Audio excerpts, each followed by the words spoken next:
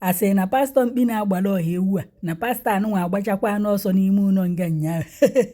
ọ gịnị ka m aka akọ ndị be abịakwanụ ka unu gere akụkọ na pastọ anụnwa unu na-afụ ebe a na-akọwa na amụ ya ka isie ka asị na okpu amụ ya ha ka isie na pastọ anụnwa agbachakwa n'ọsọ n'ime ụlọ nga nyaa unu echeta na m wetara unu akụkọ na pastọ anụnwa jere unu ikpe last week wee ruo ebe ahụ nke bụ na pastọ anụnwa abịaghị wee na-akọwa na ndị ọkaikpe na-ejekwanụ holidays na-ebugharịzi nyabụ ikpe on Septemba 20, 2025 ka a ya ebupụtakwa nyabụ ikpe dịka ndị ọkaikpe na-eje holidays onye ka emee ka ndị mmadụ mata na pastọ unu na-afụ ebe a na-elekọsị prọpati ya na ọ na-elekọsị ngwongwo ya wee na-enye ndị uwe ojii aka azụ wee na-enye ndị ọkaikpe ya aka azụ ka a kpojie ya n'ụlọ ikpe ka a hapụ ya ka ọ nọrọ n'ụlọ wee na-alụ nga until na ndị ọkaikpe anata holidays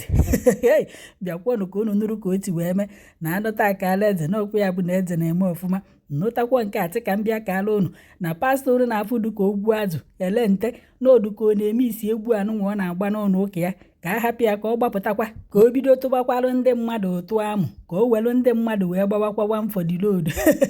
unu fụ na ọkpịa ya adịzi ka ọkpa agwọ onye maka ọkpịa ya adịzi n'ime ụlọ nga kịta anọzikwa na ntutu epuwe gị ya n'etiti isi ya dịka River Niger ka atị nọ mpi ka ọ na-epuzi n'isi ya a sịkwa ọ na-efu ya na ihe amazidị n'ọnyanwa unu makwa na ọnọ n'ilo unu fụ ka o si wee buchi ibu onye mazi ntụ ọ nọ n'ime ụlọ nga ọ ya adịzi ka ụsụ wee na-akọwa na pastọ unu na-afụ ebe anụnwa na ndị ọkaikpe ya etipụrụ nyaahụ wee jebe n'ụlọ ikpe nke bụ na-erute onye ọkaikpe n'ebe ahụ wee sị kedu ụdị ikpe butere ife nka kedu ka o si wee dịfe ọsịsọ ọ gịnị na-eme wee bụ na mama Digiel pastọ dakpuru n'ike na papia na famadịrị na pastọ na ndị uwe ojii na ndị ọkaikpe ya na-eju ụlọ ikpe na famadịrị na fa tinyere ikpe nke bụzi na nyabụ onye ọkaikpe butere nyabụ ikpe ka o kpee nenesizielu faịlụ fa wee kpọba ndị ọkaikpe nke nwaanyị pastọ anụnwa dakpuru n'ike nyabụ nwatakịrị dị 14 years unu manọ ndị woman right bụ ife nochitere anya Digiel fa kpọtara ya onye ọkaikpe wee kpọbafa na fonu nke bụ na ndị ọkaikpe Digiel a sịrị na amakwụkwọ nnafe ekpu wigi n'isi wee jee n'ọkwa fatie aka bichata akwafa fa na-agba maka ekporufa n'ọkpa agwaghọfa na pastọ anụnwa na-abịa ụlọ ikpe and pastọ unu fụrụ ebe a sịkwa n'osozi wee bịa nya bụ ụlọ ikpe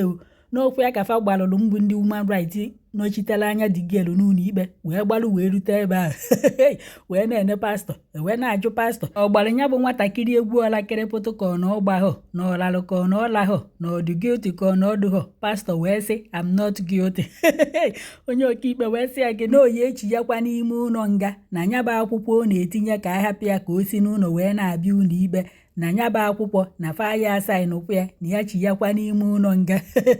wee sị pastọ unu na-afụ ebe a wee dapụ n'ala wee na-ayọ biko na timeri ya ebele na sị gbagharị ya na timeri ya ebele wee na-akọwa na ya bụ nwatakịrị dị 14 years ya bụ pastọ dakpuru n'ike na ya bụ nwatakịrị bụkwa otu mkpụrụ nwa nne ya na nna ya mụtara na ọnya bụ nwatakịrị bụ nwoke ya bụ nwaanyị nne ya na nna ya mụtara pastọ anụnwa wee nwee obi wee chọọ ka o were nwa mmadụ siri oke ite mana ọ mụtalụ nke ya nwunye ya mụkwara ejima ọ hapụfa o jee ka o were nke onye ọzọ nwa ọma n'ofu mkpụrụ nwa ife ọha afọ ọjọọ ka obi njọ ka a ya akpọ nke anụnwa wee na-akọwa na ndị ụlọ ụka pastọ unu na-afụ ebe anụnwa ndị memba chọọchị ya na fa na-atụ ego wee jee na-ayọ papa Digiel ka enye 2 million naira ka enye ya 3 million naira na ya mechizie dị okwu na ya gbaalụ pastọ ka Chineke kwụọ ụgwọ njọ ka Chineke kpekwa anụ pastọ ikpe na asị wepụta ya na nke ndị uwe ojii ka Chineke kpee pastọ ikpe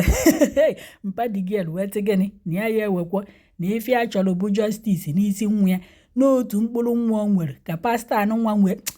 pastọ afọ jọrọ ya njọ ọpụ na ya bụ nwa na-akọwakwọ na onunu ọbara ka na-ehu ya n'ahụ mara unu how many months ife anụnwa mere kịta since pastọ dakpuru nwa a sị na ife na-apụta ya n'ahụ ka nkụ na ya bụ ife akwụsịbeghị pastọ a sị na okpu amụ ya dị ka okpu isi mbe ka asị na okpu amụ ya dị ka azụ mbe wee werie wee fọtọkọcha anya bụ nwatakịrị ọdụ ụnụ ka ife agba aka ọ bụ na ọsọsọ ndakpu ka ọ dakpuru nwatakịrị a na-ejighị ya wee chụọ àjà na-ejighị ya wee si oke ite na-ejighị ya wee mee ka ọ na-eme ife ịrịba ama ọdụ ụnụ ka na nwatakịrị a ya adụghụgo kedu ife o ji nwatakịrị a wee lekwa ụbara mmemme ka ji wee na-apụ nwatakịrị a n'ahụ wee ruo kịta anụnwa ọ na-achọ ka nne na nna nwatakịrị a gbagharịa ya mee ha anụ nwa mmadụ ife o merie ọ bụrụ na ọ chọrọ ịgwa ndị uwe ojii na fa bujie ya bie ka o jee bupụtakwa oke ite ya ka o mee ha nwatakịrị mmadụ ife o mere ebife eje ụlọ ikpe ọzọ. Ohe ife o kwesịrị ime oije na-akwụ aka azụ ka ọ nọrọ n'ụlọ biya na-eje ụlọ ikpe ọhụ maka na Naijiria ọ bụ n'obodo oyibo ka o zuzuru ife a. Unu na-achọ ịgwa na akụchibeghị ikpe ya na amabeghị ya na egobebeghị ya signboard n'onu derie ha many years ọ ya arụ n'ime ụlọ nga. Wee na-akọwarị na-enwere ndị pastọ ibe ya ndị arụrụ ana ndị mụrụ nke fa na-achọ nke onye ọzọ fa ya eji lekwara ọgwụ, ndị mụrụ nke fa a na-emebi nke onye ọzọ obi na-atọfe ụtọ. Unu echezo na echi niile adịghọ ịmụtakwarụ nke na fa soro wee na-eweta ego na-atụkọsị ego na-eje na-agwa ndị uwe ojii ka a hapụ pastọ na pastọ ife nwana o mere onye bụ onye izizi meberie ọ na ọhọ mmadụ ka ọ bụ ọ na-agbagagbu ya ha akwụ ọtọ. So gbagagbu ya kwụbazie ọtọ ọ bụrụ nwatakịrị erubeghị ife eji nwata eme ka gbagagbu ya akwụrụ ọtọ. Mana ndị nke ya nọ n'ụlọ oje jide nke onye ọzọ na-emebi ka unu fụ ka unu si aka ụka ndị isi ndị nchụaja unu ya apụtakwuo na ife pastọ unu mere adịghọ mma unu je na-akwụ aka azụ ka a hapụ ya ka ọ pụtakwa ya bido ebe ọ kwụsị imebisiwa ụmụazị mmadụ ya. Unu sị na unu na-aka ụka Chineke mekwalụ na ebere ife unu na-aka ọbọkwọ ntu aka Chineke si wee ka ya mgbe ọ bịara n'ụwa. Ife unu na-aka kịta abụ amadị m ife unu na-aka na Ochukwu ka unu na-efe ka ekwensu ka unu na-efe ka gịnị nna okwu update nnụ sị ka m wetara unu na okooko pastọ unu fụrụ ebe a na ọ gbachakwa n'ọsọ n'ime ụlọ nga nya ọ ka agbịrị ka kịta a na-ekwu ọnọrụbịa na-anyụ ahụrụ pụpụ asị na o nweghị ife na-eme na ego ya eme ife niile. Ahụize ndị Women Rights Chineke gọzikwa unu.